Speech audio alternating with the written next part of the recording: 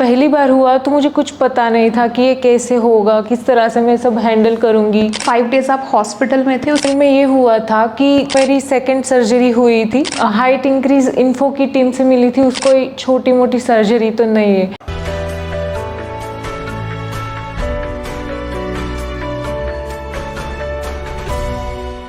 Hello, I am doctor Shruti, physical therapist from height increase info. So आज हमारे एक और पेशेंट हैं जिन्होंने क्रॉस लेंथनिंग चूज किया था। अभी इनका फर्स्ट सेगमेंट कंप्लीट हो चुका है, सेकंड सेगमेंट अभी इनका स्टार्ट हुआ है। आपको कितना टाइम हो गया अभी सेकंड सेगमेंट में? सेकंड सेगमेंट में 1 मंथ। और आप कितना लेंथनिंग कर चुके? 20 mm। 20 mm ये अब तक लेंथनिंग कर चुकी हैं। तो जानते हैं इनकी अब तक की जर्नी हाइट इंक्रीज इन्फो के साथ में कैसी रही है।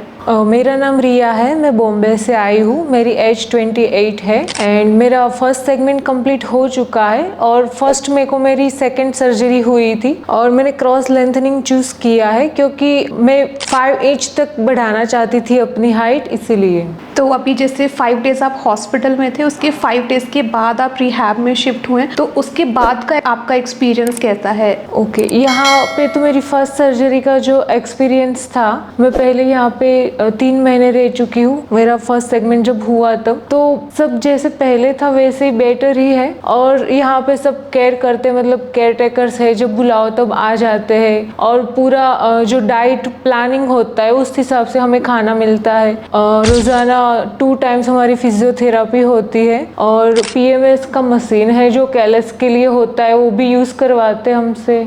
ठीक है, तो जैसे फर्स्ट सेगमेंट था, अभी आपका सेकंड सेगमेंट स्टार्ट हुआ है, ऑलमोस्ट 1 मंथ आप कंप्लीट कर चुके हैं। तो आप दोनों में क्या डिफरेंस आप शेयर करना चाहोगे? लाइक जो फर्स्ट सेगमेंट था और सेकंड सेगमेंट में, दोनों में डिफरेंस आप क्या फील कर रहे हो? ओके, फर्स्ट सेगमेंट में ये हुआ था कि तब जब पहली बार हुआ तो मुझे कुछ पता नहीं था कि ये कैसे होगा, किस तरह से मैं सब हैंडल करूंगी। और जब सेकंड सेगमेंट हुआ तो फर्स्ट सेगमेंट का एक्सपीरियंस था, तो अभी जो भी हो रहा है वो पहले सेगमेंट से बेटर हो रहा है मुझसे। तब इतनी स्ट्रेंथ नहीं थी, अब इस बार में इतनी स्ट्रेंथ है कि मैं खुद से हिल पा रही हूँ, जा पा रही हूँ सब जगह, यही डिफरेंस। सेकंड सेगमेंट में आप प्रिपेयर थे कि आप क्या, आपको पता था कि आप क्या क्या चीज़ें फेस करोगे सेकंड सेगमेंट में। तो फर्स्ट सेगमेंट में अपने आप को कैसे मेंटली प्रिपेयर किया था? ओके, फर्स्ट सेगमेंट के लिए जब मैं यहाँ पर आई तो मुझे पता था कि ये कोई छोटी मोटी सर्जरी तो नहीं है। मतलब इतना पेन का लेवल भी होगा और डिस्कम्फर्ट भी होगा जब सोने के लिए ट्राई करूँगी, क्योंकि मैंने क्रॉस करवाया है तो मुझे स्ट्रेट ही लेटना होगा। तो ये सब पहले से ही मैंने करना स्टार्ट कर दिया था, स्ट्रेचिंग वगैरह किया था। 1 महीना मैंने स्ट्रेट सोने की प्रैक्टिस की थी, सब ट्राई किया था और पहले से ही डाइट अपना चेंज कर लिया था यहाँ पे आने के पहले से ही।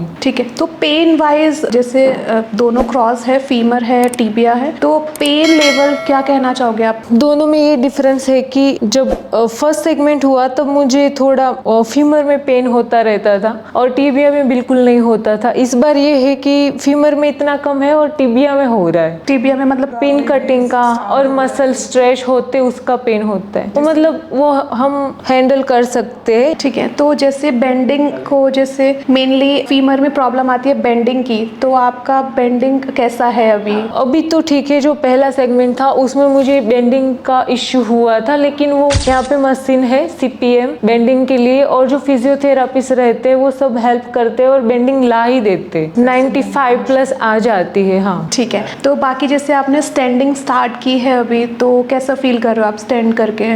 स्ट्रेंथ वाइज हाँ, स्ट्रेंथ रहती है और स्टैंडिंग भी आज इजीली हुई थी, इतनी डिफिकल्ट नहीं थी। आज मैंने फर्स्ट टाइम स्टैंडिंग की थी। ठीक है, तो जानते हैं आपने कैसे सर्च किया, मतलब आप कब से रिसर्च कर रहे हो हाइट इंक्रीज के बारे में? ओके, लिम लेंथनिंग के बारे में मुझे 1 साल से पता था। 1 साल से मैं रिसर्च कर रही थी लिम लेंथनिंग के बारे में और मैं यहाँ पे एक बार विजिट करने आई थी। हाइट इंक्रीज इन्फो की टीम से मिली थी, उसके बाद उन्होंने पेशेंट से भी मुझे मिलवाया था। तो जो भी क्वेरीज थी, लाइक एज अ वुमन मुझे क्या क्या डिफिकल्टी होगी, वो सब मैंने यहाँ की जो फीमेल पेशेंट थी उनसे भी मिलकर कंसल्ट किया था। उसके बाद मैं सेटिस्फाइड हो गई थी, तो घर जाके घर वालों से परमिशन लेके फिर आ गई। ओके, तो इसके पीछे रीजन क्या था? Personal, professional? हाँ, कॉन्फिडेंस के लिए मैंने हाइट बढ़वाई और मैं खुद भी टॉल होना चाहती थी, कॉन्फिडेंस लाना चाहती थी। मेरी जो फील्ड है उसमें थोड़ा मुझे दिक्कत हो रही थी। ठीक है, तो आप बाकी लोग जो करवाना चाहते हैं, फीमेल या फिर मेल, जो भी मतलब करवाना चाहते हैं, आप उनको क्या पर्सनल एडवाइस देना चाहोगे? मैं ये कहना चाहती हूँ कि अगर